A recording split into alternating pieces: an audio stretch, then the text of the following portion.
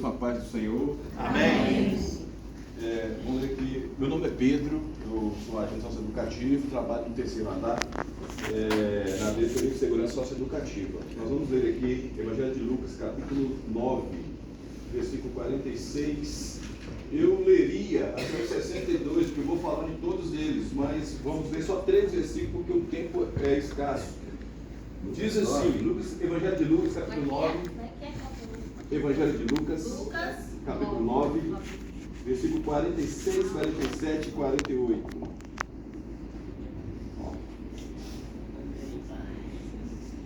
Amém? Diz assim a palavra: E suscitou entre eles uma discussão sobre qual deles seria o maior. Mas Jesus, vendo o pensamento de seus corações, tomou um menino, pô-lo junto a si, e disse-lhes: Qualquer que receber este menino em meu nome, recebe-me a mim, e qualquer que me recebe a mim, recebe o que me enviou, porque aquele que entre vós todos for o menor, esse mesmo é grande. Amém? Que podeis assentar. Vamos falar da palavra do Senhor aqui. Hoje eu estava vindo para cá, tão cedo, ali já no pátio, para ir em direção ao meu setor de trabalho, e aí eu estava pensando, né, que no dia 3 desse mês, a irmã Tatiana, não sei se ela está aqui, ela pediu para que quem fosse pregar naquele dia, quem fosse ministrar naquele dia, se quisesse ceder, que ela estava disponível. Eu senti que ela estava com a palavra, né, no coração ardendo, né, e aí eu cedi o espaço meu, que seria a primeira vez, né, e aí quando eu estava chegando hoje, eu senti algo diferente no meu coração, né, e aí daí a pouco tempo, a irmã, acho que Renata, mandou lá, né, que não poderia estar aqui, e rapidamente eu me habilitei a estar aqui para falar da palavra do Senhor.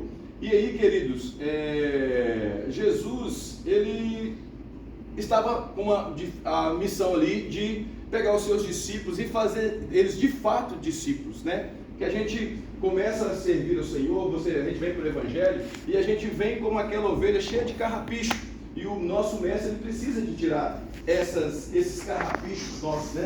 Então, Jesus ele tinha descido do monte da transfiguração, e nesse espaço de tempo, um moço levou o filho dele lá, que ora se jogava no fogo, ora se jogava na água, endemoniado, né? E os discípulos não puderam curar a esse rapaz. Aí Jesus chega, cura o rapaz e fala com eles, né? Ó nação incrédula, até quando vos sofrerei?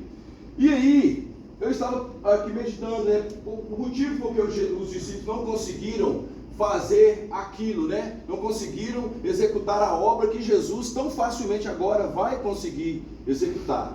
É porque certamente enquanto Jesus estava lá, diante daquele momento maravilhoso lá onde aparece Moisés, Elias, né? E Pedro fica maravilhado, até sem saber o que dizer, o que fazer. Enquanto Jesus está lá para descer, os discípulos estavam discutindo entre eles quem que seria o maior. Foi a primeira leitura que nós lemos aqui, né? Quem que seria o maior entre eles ali? E aí Jesus, ele estava ali para ensinar o significado de que realmente é servir a Jesus. Porque como eu falei, a gente vem com um bocado de carrapicho, e aí o Senhor, ele vai nos ensinar com muitas demonstrações: amor, humildade, renúncia e perseverança, né? Enquanto os discípulos estavam discutindo ali quem seria o maior, Jesus pega uma criança e fala: olha, aquele que for como essa criança, que receber uma criança, né? Aquele que quiser ser o maior, ele precisa ser o menor, né? Então, para ficar claro para eles ali, que grandeza é servir e não buscar ser visto, né? Grandeza é servir e não buscar ser visto, porque o Senhor, no momento certo que Ele tiver que colocar na mão de qualquer um de nós aqui, Ele vai colocar, né? Da maneira dele. Nós não precisamos de tomar muitas vezes à frente, partido. Eu lembro de uma passagem lá em Números capítulo 12, aonde Miriam e Arão estavam fazendo um questionamento, uma passagem que quase a gente não ouve muito dizer, de uma segunda esposa que Moisés teve. E a Bíblia não fala se Zípora já tinha morrido ou não. Não tem essa explicação lá, fica no ar.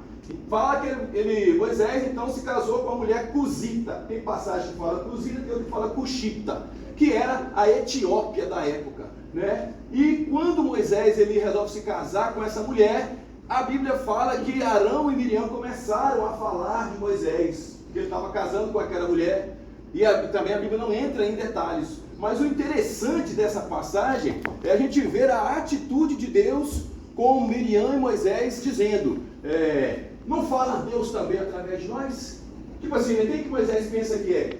Ele pensa que Deus fala somente através dele, né? E aí a palavra de Deus fala que Deus desce na nuvem e fala assim, vocês três, para a tenda da congregação. E aí já ficaram apreensíveis. Já viu aquele negócio, quando você faz alguma coisa errada, que a mãe fala assim, ei, para dentro, nós vamos conversar?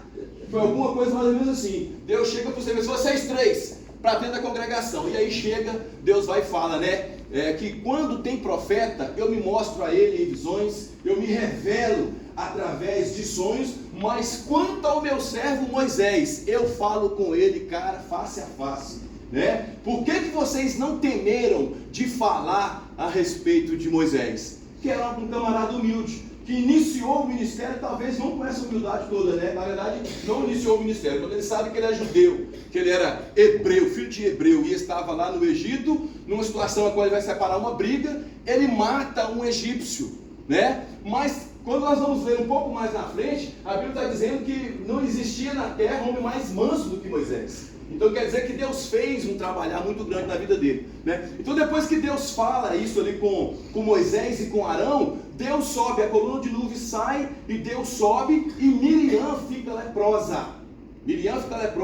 Arão entra em pânico, porque não foi Miriam sozinha, foi Miriam e Arão que estavam falando de Moisés, né? E aí Arão entra em pânico e fala, Moisés, pede a Deus por ela, né? Não deixa que a nossa irmã seja como um aborto, como uma criança que nasceu pela metade. E aí Moisés faz uma oração e pede para Deus curar a Miriam, né? Talvez em um outro momento da nossa vida, a gente numa situação assim, a gente poderia talvez dizer, é isso mesmo, Senhor, coloca a lepra nela, mata ela, né? Mas a Bíblia fala que Moisés fez uma oração curta ali, pedindo para que Deus curasse a Miriam, defendendo ali a honra do servo do Senhor. Então grandeza, queridos, grandeza é servir e não buscar serviço, que foi o que Miriam estava fazendo ali, né?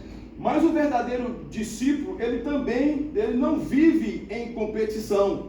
Nas leituras seguintes, aqui nos versículos seguintes, nós vamos ver João fazendo um questionamento com Jesus, né? Falou assim, mestre, nós vimos alguém que estava repreendendo o demônio no seu nome, mas nós impedimos, nós proibimos que ele fizesse assim. E aí Jesus vai dizer para eles, né, para que eles não fizessem aquilo, porque quem não é contra nós é por nós.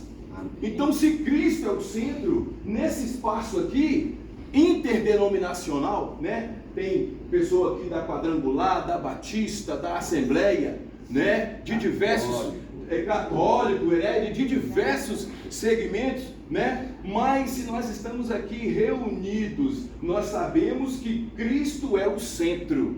Nos reunimos aqui para que o nome dele seja glorificado, né? Muitas vezes a gente vem e convida alguém. Eu mesmo vim aqui por causa do convite do meu colega Adalto, da minha colega Rose, né? E da Janaína. E aí nós estamos aqui. Então Cristo é o centro. E se está sendo glorificado, nós devemos nos alegrar. Esse espaço aqui é para isso, né? Às vezes você vem aqui, conforme o meu irmão Sargento ali disse, né? Que às vezes você vem aqui para esse espaço e Deus fala e Deus tem uma resposta, né? Mas aí Deus está, durante todo o tempo ali, ensinando para os seus discípulos. Deus está, o Senhor Jesus está ali, querendo incutir para a vida deles esses sentimentos que realmente são importantes, que é da humildade, do amor, da renúncia, né? De não ter uma vida, de não ficar se comparando, de não ficar competindo como os discípulos estavam fazendo aqui, né? Proibindo quem estava fazendo a vontade de Deus. Mais para frente, tem um outro episódio também que me chamou, dessa mesma passagem que me chamou a atenção, que o que acontece? Era final do dia e Jesus ia para Jerusalém, mas não daria tempo de chegar em Jerusalém. E Jesus falou assim, olha, vão adiante, e vai naquela comunidade ali, vê se tem lugar lá para nós nos instalarmos ali e passar a noite. Quando chegou lá, era uma aldeia de samaritano. E aí quando os discípulos chegaram lá, os samaritanos, porque quando nós estamos lendo a palavra de Deus ali em João capítulo 4, né, que fala da mulher samaritana, está escrito lá entre parênteses, né, que os judeus não se davam com os samaritanos e vice-versa. Então quando os samaritanos viram aqueles homens chegando ali, que não eram, que tinha semelhança de que era judeu que estava indo para Jerusalém, eles falaram, não tem lugar para vocês aqui não, né? Então os samaritanos tiveram essa atitude, e aí nós vamos viver um momento da nossa vida que nós vamos ter que mostrar como é que nós reagimos às coisas que nos advêm no dia a dia. Como é que nós reagimos, né? Tiago e João tiveram uma ideia cabulosa, vamos dizer assim, né? Porque eles viram para Jesus e falaram assim: Senhor, o Senhor quer que oremos para que Deus mande fogo do céu e consuma com eles, assim como Elias fez? Pensa bem, irmãos. Aí Jesus vira para eles e fala assim: vós não sabeis de que espírito sois. Eu não vim aqui para destruir a alma do homem, eu vim para salvar, né? Então, no nosso viver diário, nós vamos ter situações que aí nós vamos ter que saber como é que nós vamos responder, né? Nós não podemos defender a Jesus usando atitudes que contradizem o caráter de Jesus, né? Eu soube de um episódio que estava acontecendo numa escola dominical, numa igreja, aonde o espaço de escola dominical, normalmente cada um pode se manifestar, né? E aí, dois pastores da escola dominical começaram a discutir a respeito de umas situações bíblicas lá, e a discussão começou a ficar aflorada. Depois eu fiquei sabendo, através de terceiro, que um dos obreiros estava lá só esperando ver se um dos pastores, que é do Rio de Janeiro, o que ele iria fazer, que ele já estava pronto para dar uma voadora no outro pastor. Falei, meu Deus do céu! Então, queridos, o que acontece? Nós não podemos defender a Jesus usando a atitude que contradiz o caráter dele, né? Nós temos que ter a atitude que vão falar assim: não, esse aí é um cristão, né? Esse aí, ele está agindo como um servo de Deus. Eu não posso pegar e agir de uma maneira na carnalidade, porque não é isso que o Senhor nos ensina. Então, ao ser rejeitado, contrariado ou ofendido, nossa resposta sempre deve revelar Cristo, né? Deixa eu pegar o relógio, porque a hora eu estou falando correndo. Olha lá, o tempo está passando. Irmãos, eu estou um pouco afoito aqui, porque eu estava com desejo de estar aqui, né? Eu estava com desejo de participar desse espaço, e hoje cedo, conforme eu falei, eu acho que foi uma espécie de sinal que o Senhor me deu, que eu estaria trazendo aqui essa mensagem. Eu queria compartilhar, porque eu gosto de falar de Cristo, né? Eu gosto de ter o prazer da pessoa de longe falar assim: ô Pedro, a paz do Senhor. Eu gosto que todos saibam que eu sou cristão, sabe? Que eu carrego o nome de Cristo, porque isso aí também traz um peso para nós, né? Quando você carrega o nome de Cristo, as pessoas te olham e ficam controlando ali as suas atitudes. Eu servi aeronáutica há 4 anos, e um belo dia eu levava o violão e tocava lá, né? Fazia uns louvores lá, e aí sempre pregando a paz e a paciência, como se diz, né? Aí um belo dia teve uma situação no quartel e eu fiquei nervoso. E o meu nome de guerra na aeronáutica era Vitor. Aí um colega virou para mim e falou assim: Vitor, pregador da paz e da serenidade, você está nervoso? Então, irmão, sorria, você está sendo filmado.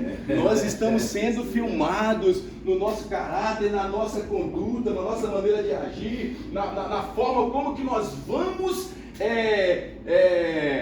responder às coisas que acontecem para conosco. Seja por conta de uma rejeição, como aconteceu aqui com os discípulos, né, que estão fazendo esse pedido maravilhoso, né? Vamos colocar assim, que não é maravilhoso, não tem nada, né? Achando que é só assim, pedir para mandar fogo do céu para poder matar as pessoas, né? Então, ao ser rejeitado, Ao ser contrariado, isso vai acontecer.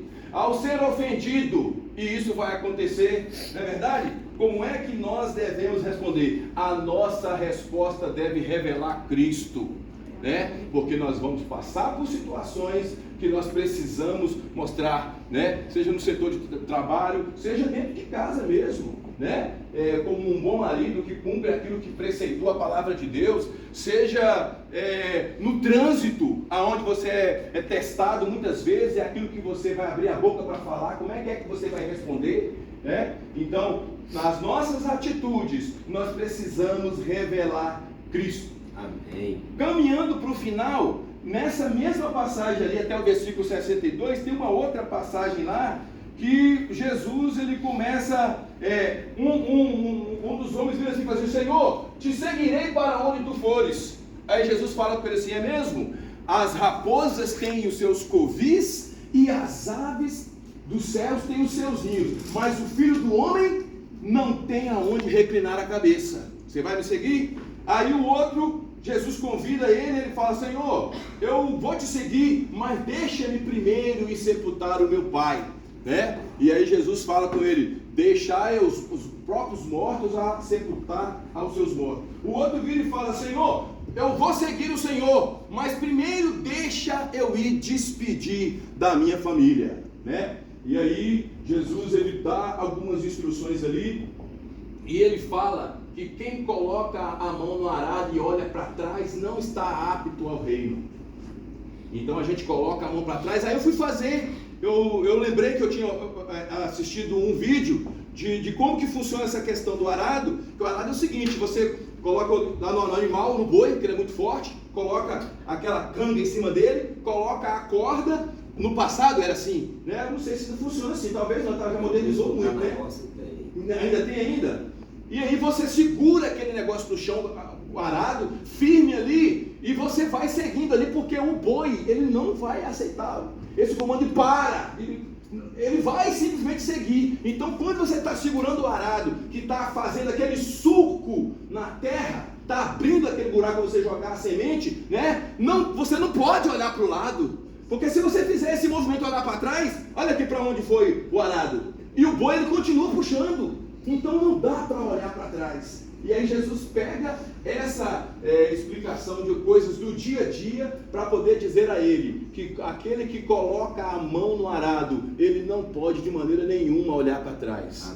Então graças a Deus por cada um de nós que estamos aqui nessa tarde, né, de que colocamos a mão no arado e que temos alegria em servir o Senhor. Amém? Amém. Eu acho que o tempo já foi, eu agradeço em nome de Jesus. Você vai orar.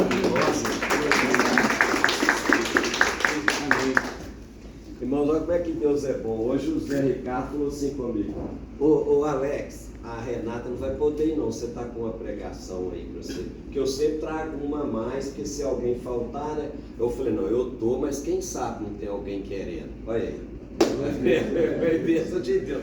Eu já tinha falado para ele. O Senhor tocou no meu coração. Foi algo de Deus mesmo. Irmãos, pensa num dia movimentado e agitado para mim. Pensa num dia que não deu tempo, por exemplo, de ir almoçar antes de vir para cá. Esse é o menor dos problemas. Estava em reunião agora, falei: Senhor, e a reunião não acabava. A reunião começou 10 horas e deu mais de meio-dia, 3 links de reunião. Por fim, falei: Senhor, faça alguma coisa. Aí a conexão foi cair. A conexão foi cair, eu também caí fora. Para estar aqui com vocês, amém? Querido Deus, glorioso e santo Pai, em nome de Jesus, Senhor amado, contempla, Senhor, esses pedidos que estão aqui, Jesus. Senhor amado. Ó Deus, o Senhor que conhece o profundo e o escondido, ó Pai amado, que sabe as necessidades de cada um de nós. Ó Senhor, como aquela funcionária, Senhor, que eu ouvi hoje cedo e até pedi o nome do parente dela ali, o Emerson, Senhor, que ela falava no telefone que está desaparecido e a família está ali em pânico, Senhor. Peço nesse momento por aquela vida, pelo Emerson, Senhor, aquele rapaz de 25 anos, ó Pai amado, que sumiu, que surtou, Senhor amado, para que possa trazer um alento para a família, Senhor, em nome de Jesus, ó Pai, porque eu vi o desespero daquela mulher e eu me ofereci para pegar o nome daquele rapaz. Eu estou lembrando aqui agora, é pelo teu Espírito que o Senhor está lembrando aqui, ó Pai, para que nós oremos juntos aqui, ó Pai, para que o Emerson volte, para que a bênção do Senhor seja sobre essa família. família, em nome de Jesus. Senhor, enquanto esses pedidos, ó Pai, contempla a cada um, Senhor amado, que colocou aqui com fé, se colocou, é porque crê que a oração, ela move mesmo montanhas, ó Pai,